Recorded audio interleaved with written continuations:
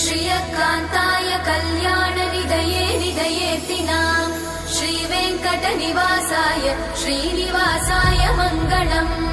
लक्ष्मी सविभ्रमालोक सुभ्रूविभ्रमचक्षुषे चक्षुषे सर्वलोकानां वेङ्कटेशाय मङ्गलम्। श्रीवेङ्कटाद्रिशृङ्गाग्रमङ्गलाभरणाङ्ग्रये मङ्गलानां निवासाय श्रीनिवासाय मङ्गलम्।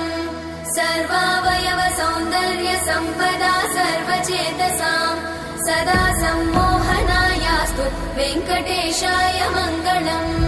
नित्याय निरवध्याय सत्यानन्दचिदात्मने सर्वान्तरात्मने श्रीमद् वेङ्कटेशाय मङ्गलम्। स्वतः सर्वविदे सर्वशक्तये सर्वशेषिने सुलभाय सुशीलाय वेङ्कटेशाय मङ्गलम्।